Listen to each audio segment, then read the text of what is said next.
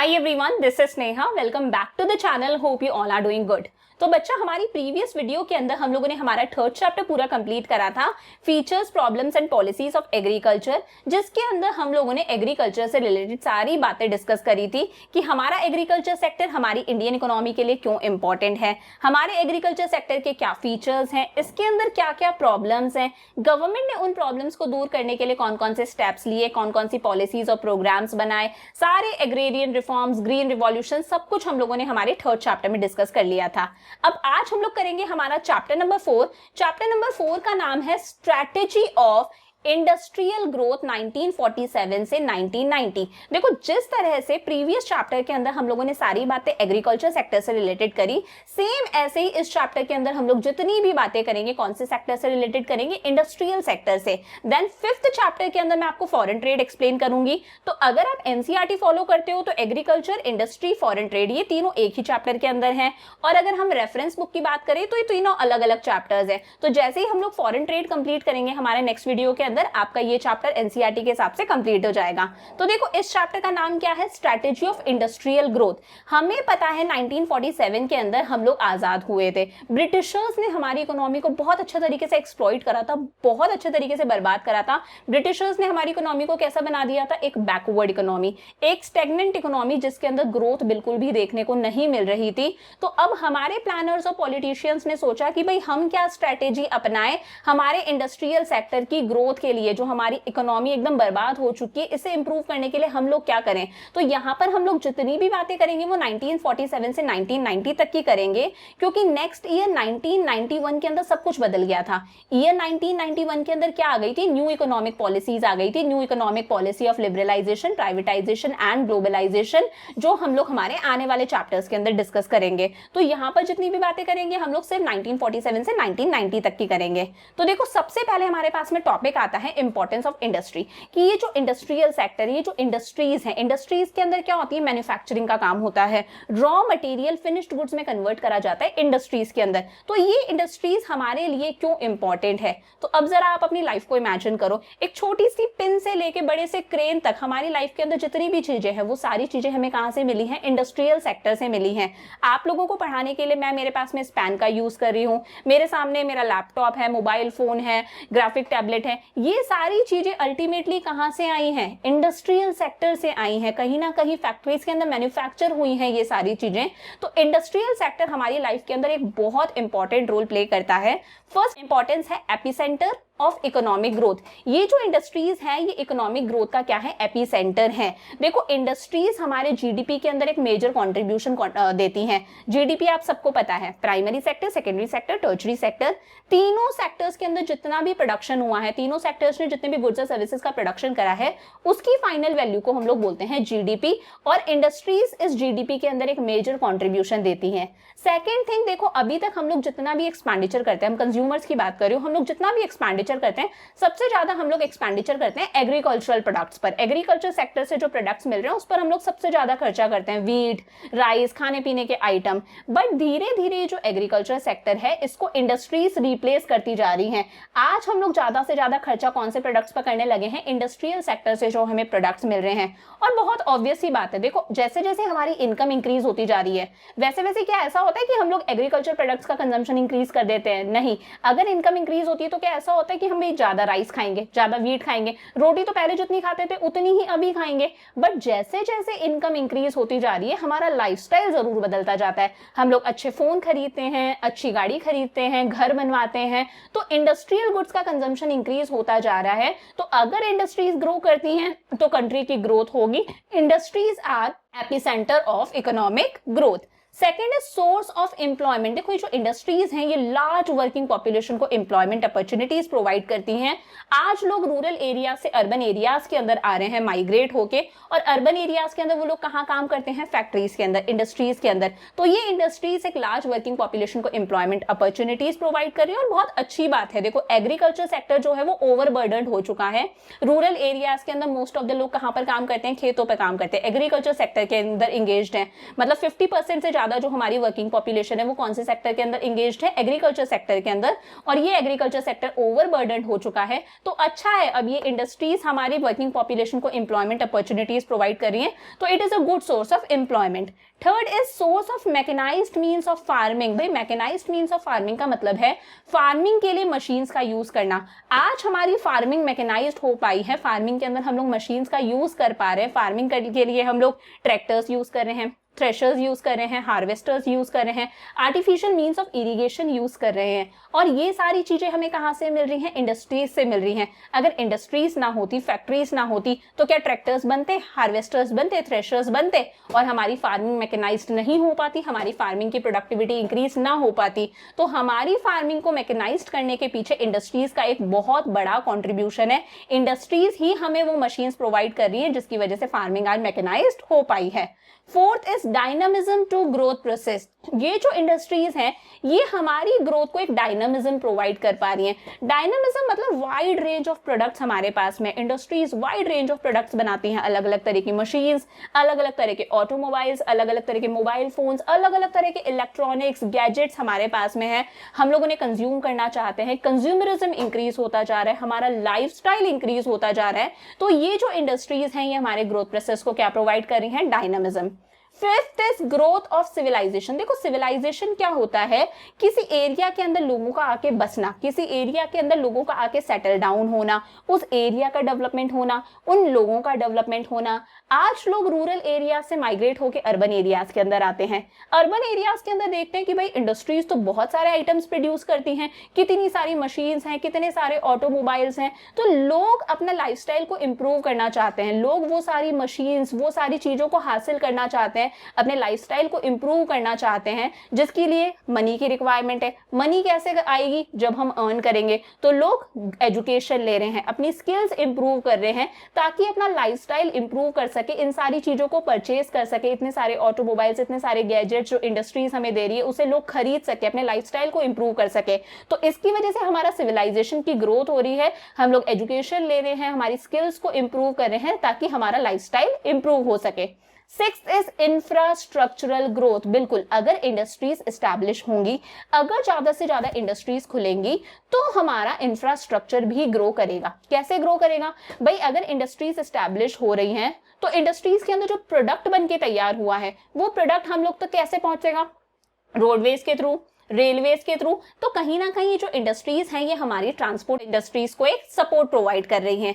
Industries के अंदर लोगों को आपस में बात करनी पड़ती है। भाई प्रोड्यूसर जो है वो सप्लायर से बात करेगा, रॉ मटेरियल कब आएगा हमारे पास में, इन्वेस्टर्स को प्रोड्यूसर्स से बात करनी है, सब लोगों को आपस में इंटरैक्ट करना पड़ता है, तो उसके लिए कम्युनिकेशन सिस्टम की जरूरत है। तो कहीं ना कहीं इंडस्ट्रीज हमारे ट्रांसपोर्टेशन सिस्टम, हमारी कम्युनिकेशन सिस्टम को इंप्रूव कर रही है, इनकी वजह से ये सिस्टम्स इंप्रूव हो पा रहे हैं। बैंकिंग सेक्टर की जरूरत पड़ती है इंडस्ट्रीज के अंदर, आपस के अंदर पेमेंट करनी है, तो भाई सारा काम तो कैश के अंदर नहीं हो सकता, आपस में पेमेंट करनी है, लोन भी लेना होता है, पैसा इन्वेस्ट भी करना होता है, बैंक्स की जरूरत पड़ती है, बैंकिंग सिस्टम इंप्रूव होता जा रहा है, प्रोडक्ट का इंश्योरेंस करवा के रखना पड़ता है, जो भी हमारा रॉ मटेरियल है, फिनिश्ड गुड है, उसका इंश्योरेंस जरूरी है, तो इंश्योरेंस फैसिलिटीज इंप्रूव हो रही हैं। तो जैसे जैसे इंडस्ट्रीज एस्टैब्लिश होती जाती हैं, ट्रांसपोर्टेशन की facility, banking facility, power generation, insurance facilities, communication facilities सब ग्रो करती हैं, अपने आप उस एरिया का इंफ्रास्ट्रक्चर ग्रो करता है, तो it helps in growth of infrastructure. Last is industrialisation and growth are interrelated to each other. बिल्कुल, ये जो इंडस्ट्रीज हैं और जो ग्रोथ है ये दोनों एक दूसरे से रिलेटेड हैं। अगर इंडस्ट्रीज इंक्रीज होंगी तो ऑब्वियस ही बात है कंट्री के अंदर आउटपुट ज्यादा जनरेट होगा, आउटपुट ज्यादा जनरेट हो रहा है मतलब ज्यादा से ज्यादा लोगों को एम्प्लॉयमेंट मिलेगा, क्योंकि प्रोडक्शन करने के लिए एम्प्लॉइज की जरूरत है, लेबर की जरूरत है, तो लोगों को एम्प्लॉयमेंट अपॉर्चुनिटीज जनरेट होती हैं, लोगों की इनकम इंक्रीज होती है, कंट्री ग्रो करती है। ज्यादा प्रोडक्शन मतलब हमारी कंट्री का जीडीपी इंक्रीज हो रहा है, नेशनल इनकम इंक्रीज हो रही है, लोगों की इनकम इंक्रीज हो रही है, हमारा लिविंग स्टाइल इंप्रूव हो रहा है। तो जितनी ज्यादा इंडस्ट्रीज खुलेंगी उतनी ही कंट्री की ग्रोथ होती है। तो इंडस्ट्रियलाइजेशन और ग्रोथ एक दूसरे से क्या है, रिलेटेड है। तो ये हम लोगों ने क्या देखा कि भाई इंडस्ट्रीज हमारी कंट्री की ग्रोथ और डेवलपमेंट के लिए क्यों इंपॉर्टेंट है। अब बात आती है why there was a need of direct participation of the state in industrial development. बहुत इंपॉर्टेंट क्वेश्चन है। देखो ब्रिटिशर्स आए, ब्रिटिशर्स के आने से पहले जो इंडिया की इकोनॉमी थी वो बहुत अच्छी थी। हमारे देश को हम लोग सोने की चिड़िया कहते थे। इंडिया जो था वो वेल नोन एक्सपोर्टर था इंडियन हैंडीक्राफ्ट का। हम लोग हमारा जो इंडियन हैंडीक्राफ्ट है उसे एक्सपोर्ट करा करते थे दूसरी कंट्रीज को। बट ब्रिटिशर्स ने हमारी इस पूरी इकोनॉमी को क्या कर दिया, बर्बाद कर दिया। हम लोगों को बहुत अच्छे तरीके से एक्सप्लॉइट कर दिया।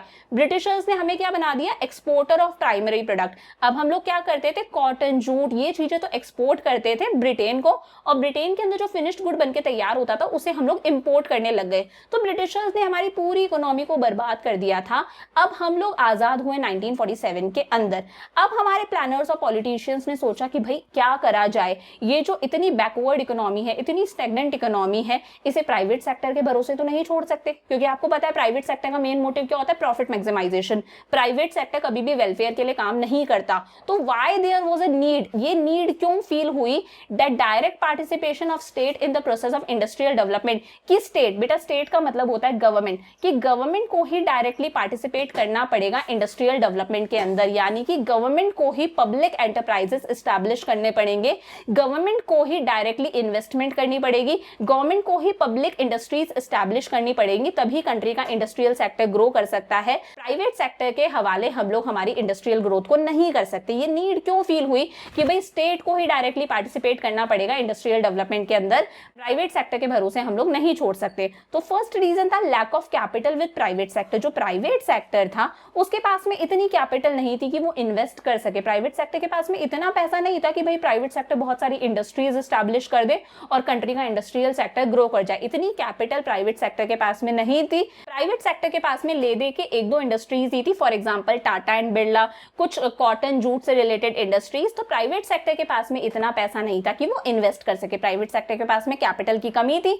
तो ऑब्वियस ही बात है स्टेट को ही पार्टिसिपेट करना पड़ा, स्टेट को ही कैपिटल लगानी पड़ी और पब्लिक एंटरप्राइजेस सेटअप करने पड़े। Second is low inducement to invest. भाई प्राइवेट सेक्टर इन्वेस्टमेंट करने के लिए तैयार भी नहीं था, प्राइवेट सेक्टर इन्वेस्टमेंट करने के लिए एनकरेज भी नहीं हो रहा था, प्राइवेट सेक्टर इन्वेस्टमेंट करना ही नहीं चाहता था। इन्वेस्टमेंट क्यों करना नहीं चाहता था, क्योंकि प्राइवेट सेक्टर सोचता था कि भाई हम लोग कोई इंडस्ट्री स्टैब्लिश करें तो हमारे पास में जो हम प्रोडक्ट बनाएंगे उसे बेचने के लिए हमारे पास में मार्केट नहीं है। मार्केट नहीं है मतलब लोग डिमांड ही नहीं कर रहे।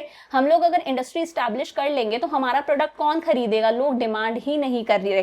तो भाई रीजन वही है, लोगों के पास में इनकम कम थी, लोगों के पास में इतना पैसा नहीं था, लोगों के पास में इनकम नहीं थी तो लोग डिमांड कम करते थे। अब प्राइवेट सेक्टर देखता था भाई कोई डिमांड ही नहीं कर रहा तो इंडस्ट्री क्यों खोले, इन्वेस्टमेंट क्यों करे। तो इसी की वजह से प्राइवेट सेक्टर के अंदर क्या था, low inducement to invest. Private sector पैसा इन्वेस्ट नहीं करना चाहता था, तो अगेन कंट्री के अंदर इन्वेस्टमेंट कम। अब अपन लोगों ने मैक्रो के अंदर पढ़ा है, अगर इन्वेस्टमेंट इंक्रीज होता है तो कंट्री के अंदर इनकम भी इंक्रीज होती है। अगर इन्वेस्टमेंट इंक्रीज नहीं होता, इन्वेस्टमेंट कम है तो इनकम भी कम रहती है। तो वही है, इन्वेस्टमेंट कम, इनकम कम। अगेन इनकम कम तो लोग डिमांड नहीं करेंगे, पैसा नहीं है तो डिमांड कहां से करेंगे, डिमांड नहीं तो लोग इन्वेस्ट करना नहीं चाहेंगे। अगेन इन्वेस्टमेंट कम है, इनकम कम रहेगी। तो ये जो साइकिल है ये चलता ही जा रहा था। प्राइवेट सेक्टर पैसा इन्वेस्ट नहीं करना चाहता था, उसके पास में एस्टैब्लिश्ड मार्केट नहीं था, लोग डिमांड नहीं कर रहे थे क्योंकि लोगों के पास में इनकम कम थी। Third is growth of social justice. ये मैंने पहले भी बताया है कि भाई अगर प्राइवेट सेक्टर इंडस्ट्री स्टैब्लिश कर भी देता तो कोई मतलब वाली बात नहीं थी, क्योंकि प्राइवेट सेक्टर का मेन मोटिव क्या होता है, प्रॉफिट मैक्सिमाइजेशन। प्राइवेट सेक्टर कभी भी सोशल वेलफेयर के लिए काम नहीं करता। प्राइवेट सेक्टर को लोगों की नहीं पड़ी, वो अपना प्रॉफिट मैक्सिमाइज करना चाहता है। तो अगर प्राइवेट सेक्टर इंडस्ट्री ग्रो करता भी तो भाई ग्रोथ तो हो जाती, सोशल जस्टिस नहीं हो पाती, रिच रिचर हो जाते, पुअर पुअरर ही रह जाते, पुअरर का कोई सोशल डेवलपमेंट नहीं हो पाता। तो भाई स्टेट ने सोचा कि भाई इनके पास तो पैसे की भी कमी है, ये लोग इन्वेस्ट भी नहीं करना चाहते, और ये अगर इन्वेस्टमेंट करेंगे तो भी सोशल जस्टिस नाम की कोई चीज नहीं आएगी, ये लोग कभी भी सोशल वेलफेयर के लिए काम नहीं करेंगे। तो स्टेट ने पार्टिसिपेट करा ताकि कंट्री के अंदर सोशल जस्टिस भी हो सके, गरीबों का भी डेवलपमेंट हो सके। तो it was a need of direct participation of the state in industrial development. In reasons की वजह से स्टेट यानी कि गवर्नमेंट को डायरेक्टली पार्टिसिपेट करना पड़ा कंट्री के इंडस्ट्रियल डेवलपमेंट के प्रोसेस के अंदर। गवर्नमेंट ने डायरेक्टली गवर्नमेंट इंडस्ट्रीज एस्टैब्लिश करी। अब आगे बात करते हैं एक बहुत इंपॉर्टेंट टॉपिक, ये आपके चैप्टर का सबसे इंपॉर्टेंट टॉपिक है, यहां से 100% क्वेश्चन बनता है, इसे मैं स्टार मार्क करूँ और इसे आपको बहुत अच्छे तरीके से प्रिपेयर करना है। आईपीआर 1956 फुल फॉर्म क्या है? Industrial policy resolution 1956। क्या? IPR 1956, industrial policy resolution 1956। पहले समझा देती हूँ होता क्या है। देखो ये सारी चीजें मैंने बता दी कि गवर्नमेंट ने सोचा डायरेक्टली गवर्नमेंट को ही पार्टिसिपेट करना पड़ेगा इंडस्ट्रियल प्रोसेस के अंदर, तो गवर्नमेंट ने 1956 के अंदर एक रेजोल्यूशन लिया। हम लोग भी न्यू ईयर का रेजोल्यूशन लेते हैं ना, वैसे ही गवर्नमेंट ने एक रेजोल्यूशन लिया कि भाई हम लोग जो हैं वो इंडस्ट्रियल प्रोसेस के अंदर एक लीडिंग रोल प्ले करेंगे, हम लोग ज्यादा से ज्यादा इंडस्ट्रीज खोलेंगे कंट्री की ग्रोथ और डेवलपमेंट के लिए, हम लोग प्राइवेट सेक्टर के भरोसे नहीं रह सकते। तो इंडस्ट्रियल पॉलिसी रिजोल्यूशन 1956 यानी कि समझ लो एक जो सरकार है उसने एक संकल्प लिया था, एक रिजोल्यूशन लिया था। It was a clear declaration of the government. Government ने क्लियरली डिक्लेयर कर दिया था, गवर्नमेंट ने बहुत ही लाउडली क्लियरली डिक्लेयर करा on the leading role of the government in the process of industrialisation, की जो गवर्नमेंट है, गवर्नमेंट को स्टेट भी बोलते हैं, जो गवर्नमेंट है वो एक लीडिंग एक मेन रोल प्ले करेगी कंट्री के अंदर इंडस्ट्रियलाइजेशन के अंदर। यानी कि गवर्नमेंट खुद ज्यादा से ज्यादा इंडस्ट्रीज स्टैब्लिश करेगी, ज्यादा से ज्यादा पब्लिक एंटरप्राइजेस स्टैब्लिश करेगी कंट्री के इंडस्ट्रियल ग्रोथ के लिए। तो इंडस्ट्रियल पॉलिसी रिजोल्यूशन क्या था? सरकार द्वारा एक क्लियर डिक्लेरेशन था, एक लाउड डिक्लेरेशन था कि गवर्नमेंट जो है वो एक लीडिंग एक मेन रोल प्ले करेगी कंट्री के अंदर इंडस्ट्रियलाइजेशन के अंदर। इंडस्ट्रियलाइजेशन मतलब ज्यादा से ज्यादा इंडस्ट्रीज खुलना। अब इस आईपीआर के 3 मेन प्रिंसिपल एलिमेंट्स थे, याद रखना है, एग्जाम के पॉइंट ऑफ व्यू से बहुत इंपॉर्टेंट क्वेश्चन है ये पूरा आपको एज इट इज प्रिपेयर करना है, बहुत इंपॉर्टेंट है। तो फर्स्ट एलिमेंट क्या था? 3-fold classification of industries. सरकार ने इंडस्ट्रीज को 3 कैटेगरीज में डिवाइड कर दिया। Industries were classified into 3 categories. First is Schedule A, second is Schedule B and third is Schedule C. Number wise. Schedule A, industries which could be established as public sector enterprises. भाई सरकार ने बोल दिया कि कुल मिला के कुछ 17 इंडस्ट्रीज, कितनी इंडस्ट्री? 17 इंडस्ट्री। ये 17 इंडस्ट्रीज ऐसी इंडस्ट्रीज हैं जो सिर्फ पब्लिक सेक्टर ही एस्टैब्लिश कर सकता है, प्राइवेट सेक्टर एस्टैब्लिश नहीं कर सकता। क्या समझे? 3-fold क्लासिफिकेशन हुआ इंडस्ट्रीज का। इंडस्ट्रीज को 3 कैटेगरीज में डिवाइड करा गया। शेड्यूल ए के अंदर वो इंडस्ट्रीज आई, वो 17 इंडस्ट्रीज आई जो सिर्फ और सिर्फ कौन खोल सकती थी? सरकार खोल सकती थी, सिर्फ पब्लिक सेक्टर ही खोल सकता था। Industries which could be established as public sector enterprises, ऐसी इंडस्ट्रीज जो पब्लिक सेक्टर एंटरप्राइजेस के तौर पर ही एस्टैब्लिश हो सकती है, प्राइवेट सेक्टर इन 17 इंडस्ट्रीज को एस्टैब्लिश नहीं कर सकता। ये एक्सक्लूसिवली रिजर्व थी for government, for public sector. Public का मतलब होता है government. Schedule B, industries which could be established both as the private and public sector enterprises, the private sector was to play only a secondary role. अब भाई schedule B के अंदर वो industries आई जो प्राइवेट सेक्टर और public sector दोनों खोल सकते थे। इसके अंदर कुल मिला के 12 इंडस्ट्रीज थी जो प्राइवेट सेक्टर भी एस्टैब्लिश कर सकता था, पब्लिक सेक्टर भी एस्टैब्लिश कर सकता था, दोनों एस्टैब्लिश कर सकते थे। बट प्राइवेट सेक्टर का जो रोल था वो सिर्फ सेकेंडरी रोल था, मतलब जो मेन रोल था, जो लीडिंग रोल था, जो प्राइमरी रोल था ना, वो सिर्फ इसके अंदर भी किसका था? पब्लिक सेक्टर का ही था। पब्लिक सेक्टर यानी कि गवर्नमेंट सेक्टर का ही था, मेन रोल पब्लिक एंटरप्राइजेस का ही था। प्राइवेट सेक्टर का जो रोल था वो सेकेंडरी रोल था, बाद का रोल था। जो मेन रोल था वो किसका था? पब्लिक सेक्टर का। तो शेड्यूल बी के अंदर कौन सी इंडस्ट्रीज आई? जो सिर्फ पब्लिक सेक्टर खोल सकता था, यानी कि सरकार। शेड्यूल बी के अंदर कौन सी इंडस्ट्रीज आई? वो इंडस्ट्रीज जो प्राइवेट सेक्टर और पब्लिक सेक्टर दोनों खोल सकते हैं। कुल मिलाकर 12 इंडस्ट्रीज रिजर्व थी इसके अंदर, बट प्राइवेट सेक्टर का रोल सेकेंडरी था, क्योंकि यहां पर भी जो लीडिंग और मेन रोल था वो सिर्फ किसका था?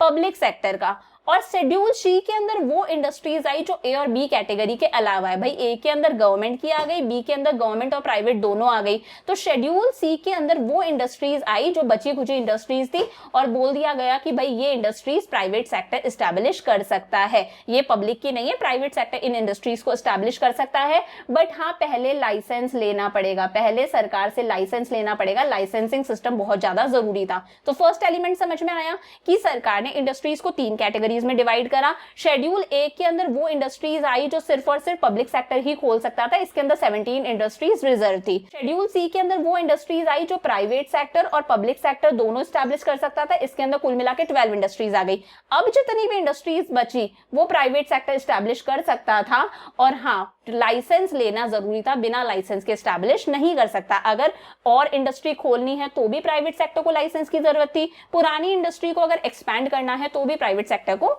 लाइसेंस की रिक्वायरमेंट थी।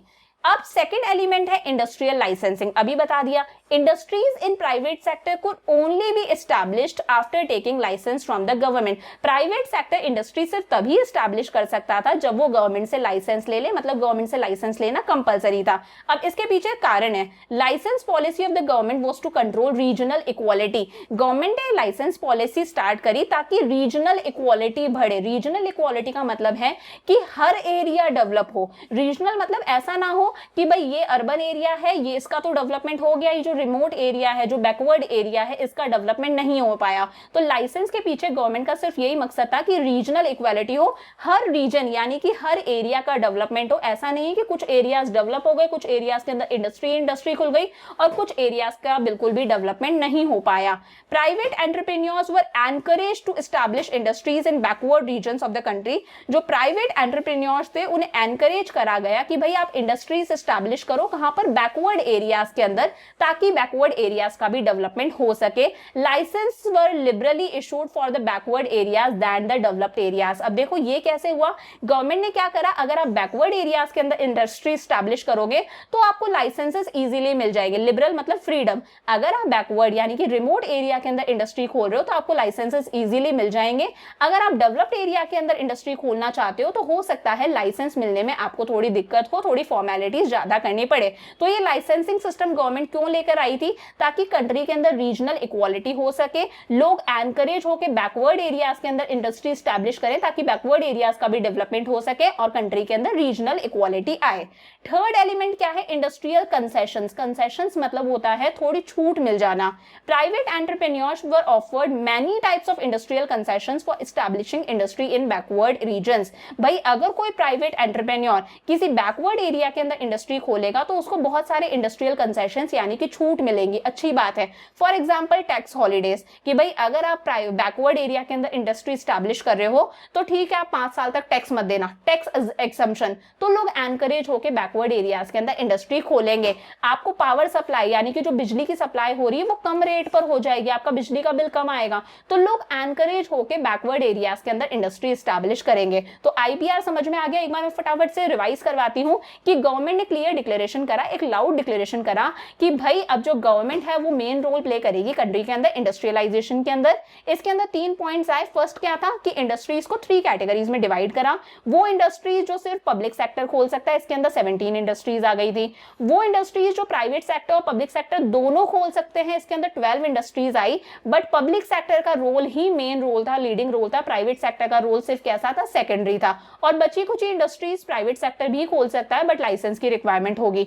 सेकंड इज इंडस्ट्रियल लाइसेंसिंग, कि अगर प्राइवेट सेक्टर को इंडस्ट्री खोलनी है या फिर पुरानी इंडस्ट्री को और एक्सपैंड भी करना है तो लाइसेंस की जरूरत होगी। बैकवर्ड एरियाज में अगर इंडस्ट्री खोल रहे हो तो लाइसेंस इजीली मिल जाएगा, डेवलप्ड एरिया में इंडस्ट्री खोल रहे हो तो लाइसेंस इजीली नहीं मिल पाएगा। तो इसकी वजह से लोग एनकरेज होकर बैकवर्ड एरिया के अंदर इंडस्ट्री खोलते थे कि लाइसेंस इजीली मिल जाता है। तो कहीं ना कहीं सरकार ने रीजनल इक्वालिटी प्रोवाइड करी। लास्ट इज इंडस्ट्रियल कंसेशन, कि अगर आप बैकवर्ड एरिया के अंदर इंडस्ट्री खोलोगे तो आपको टैक्स हॉलीडेज मिलेंगी, कुछ सालों तक आपको टैक्स नहीं देना पड़ेगा, आपको पावर सप्लाई कंसेशनल रेट पे मिलेगी, सब्सिडीज मिल जाएंगी, ताकि लोग एनकरेज होकर रूरल एरियाज के अंदर इंडस्ट्रीज खोलें और उन बैकवर्ड और रिमोट एरियाज का भी डेवलपमेंट हो। तो ये हम लोगों ने देख लिया आईपीआर, जो कि इस चैप्टर का बहुत इंपॉर्टेंट टॉपिक है। अब बात करते हैं डेवलपमेंट ऑफ एसएसआई यानी कि development of small scale industries. तो सबसे पहले तो ये समझो कि ये स्मॉल स्केल इंडस्ट्रीज होती क्या हैं।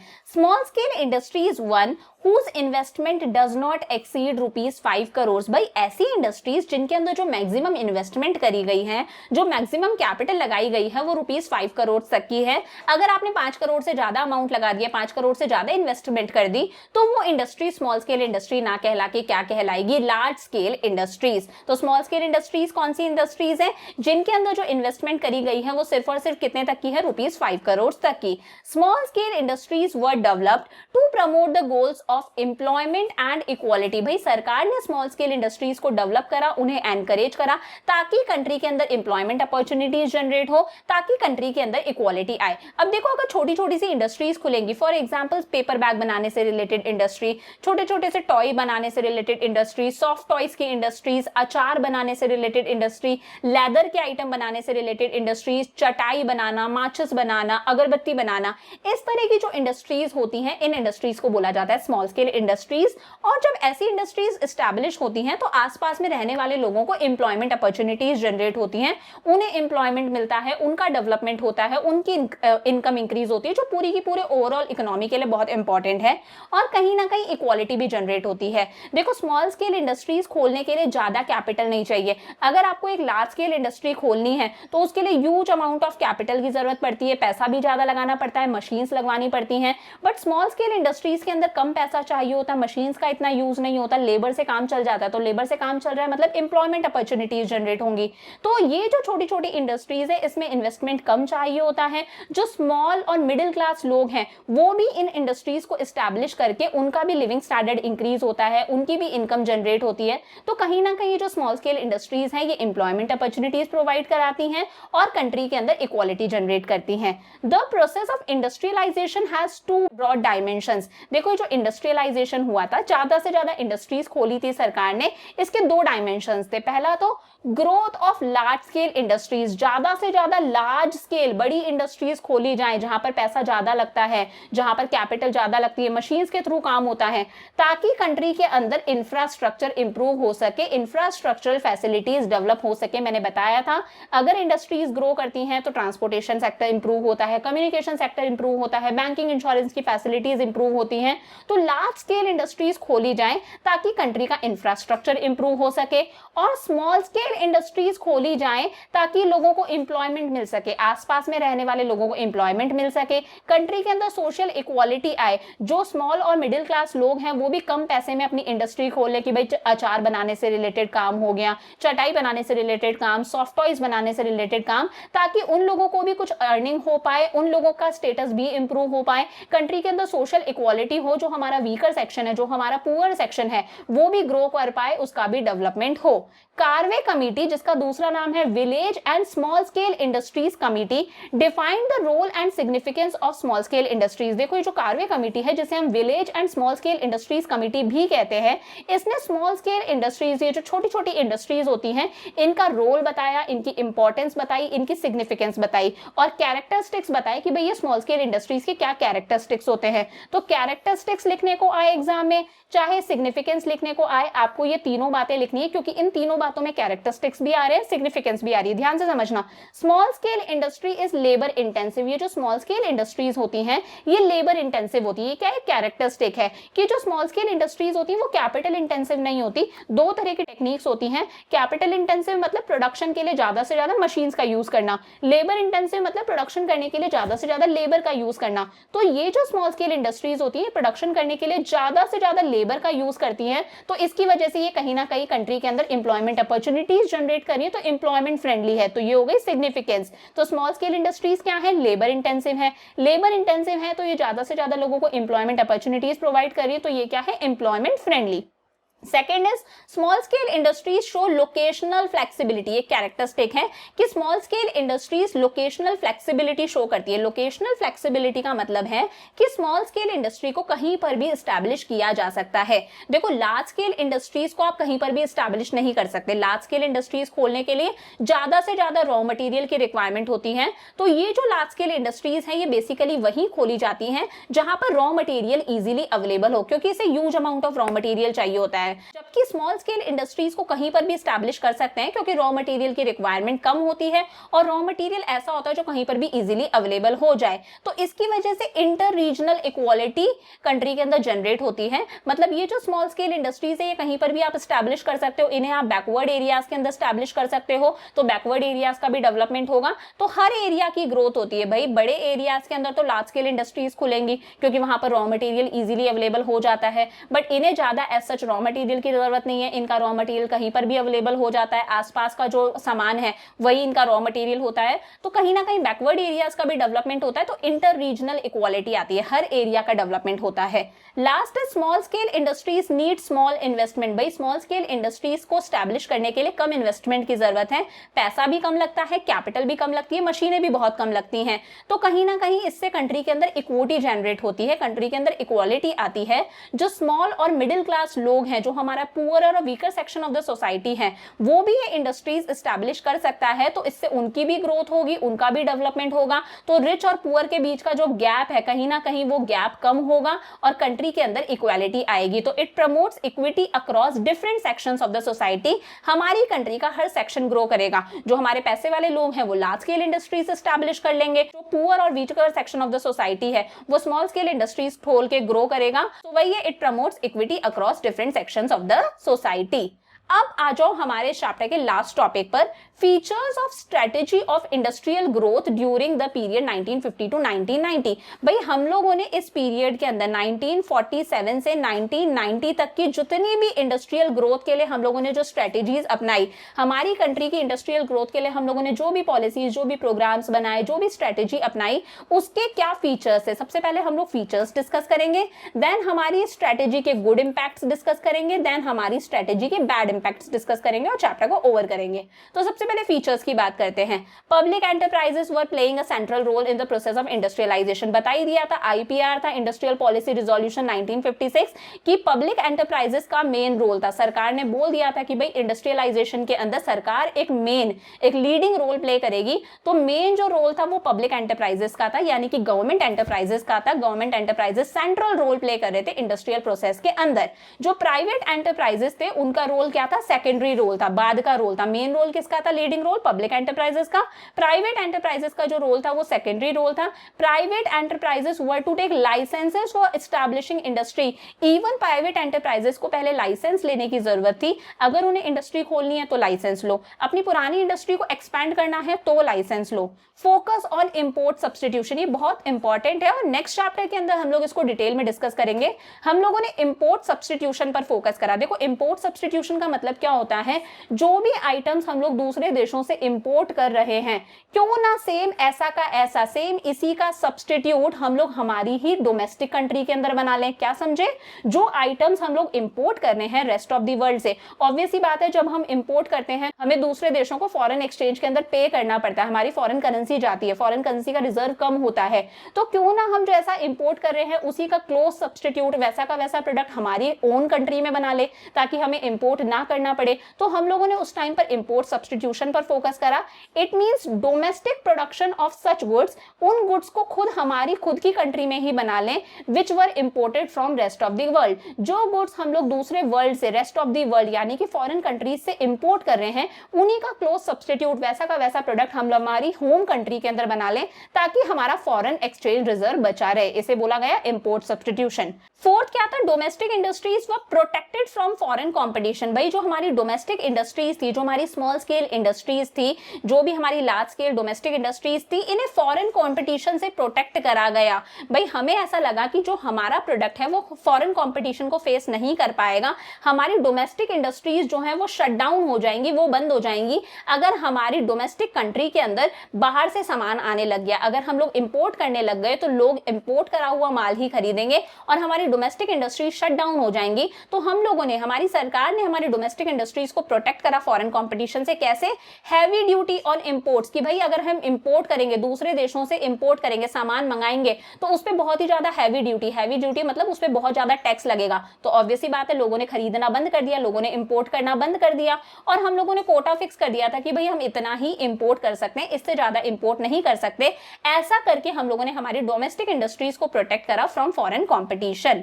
Fifth is large scale industries को डेवलप करा गया, क्योंकि जब लार्ज स्केल इंडस्ट्रीज डेवलप होती हैं तो कंट्री के अंदर इंफ्रास्ट्रक्चर इंप्रूव होता है। मैंने बताया ट्रांसपोर्ट, कम्युनिकेशन, बैंकिंग, इंश्योरेंस, हर तरह की फैसिलिटीज का डेवलपमेंट होता है। तो लार्ज स्केल इंडस्ट्रीज के डेवलपमेंट को एनकरेज करा गया ताकि हमारा इंफ्रास्ट्रक्चर बेस डेवलप हो सके, और स्मॉल स्केल इंडस्ट्रीज को भी डेवलप करा गया ताकि कहीं ना कहीं कंट्री के अंदर एम्प्लॉयमेंट अपॉर्चुनिटीज जनरेट हो सके।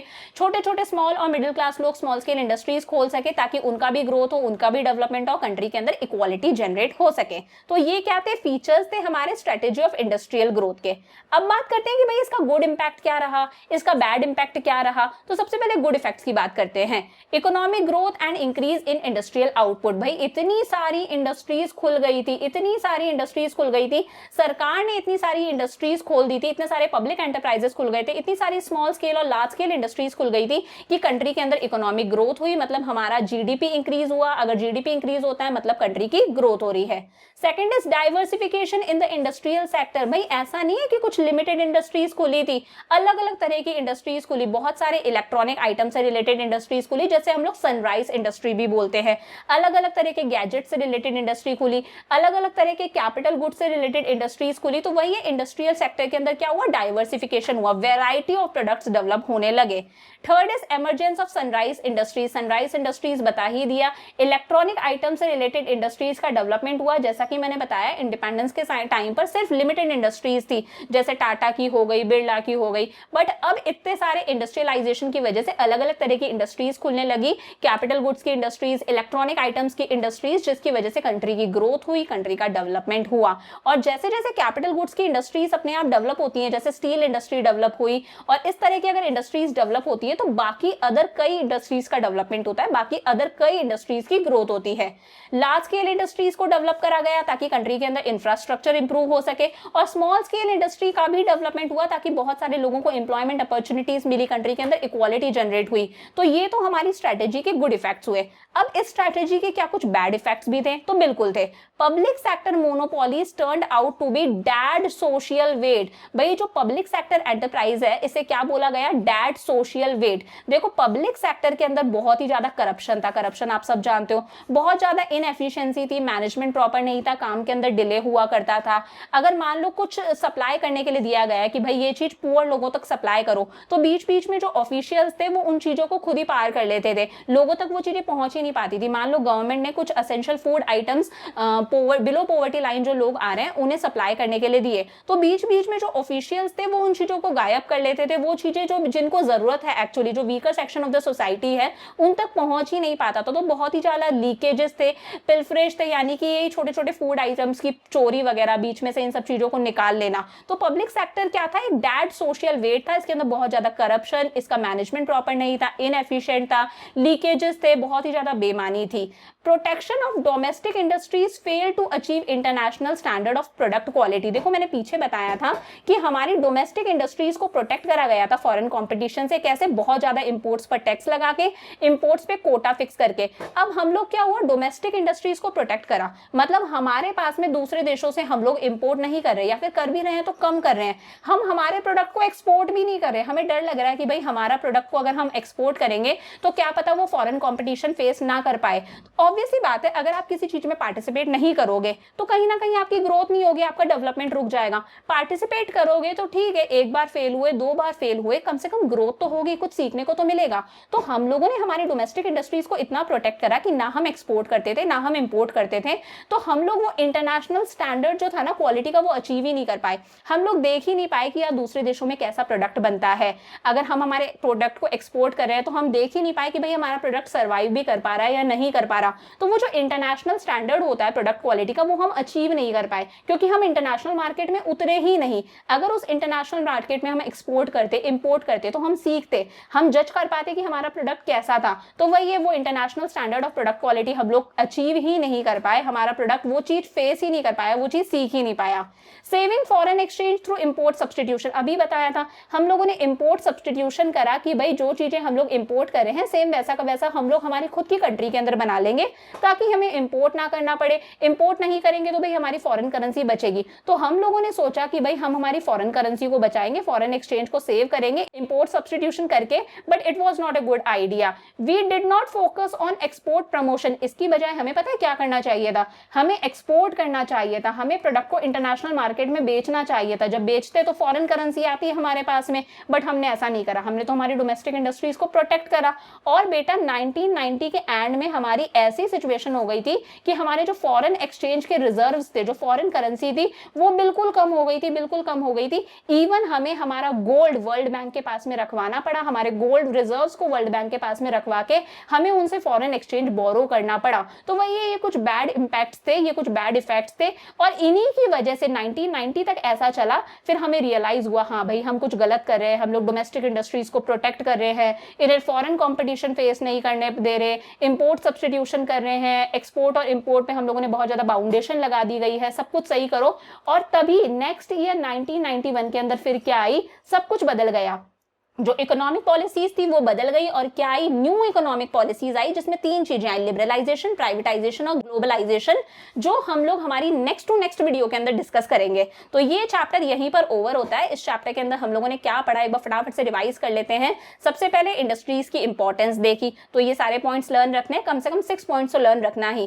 देन हम लोगों ने देखा कि भाई स्टेट को डायरेक्टली क्यों पार्टिसिपेट करना पड़ा इंडस्ट्रियल प्रोसेस के अंदर। तो तीनों बातें बहुत इंपॉर्टेंट है कि प्राइवेट सेक्टर के पास में इतनी कैपिटल नहीं थी, प्राइवेट सेक्टर इन्वेस्ट नहीं करना चाहता था क्योंकि लोगों की इनकम कम थी, लोग डिमांड कम कर रहे थे, और अगर प्राइवेट सेक्टर इन्वेस्ट करता तो भी कंट्री के अंदर सोशल जस्टिस नहीं आ पाती। तो सोशल जस्टिस को प्रमोट करने के लिए कहीं ना कहीं सरकार को ही इंडस्ट्रीज एस्टैब्लिश करनी पड़ी।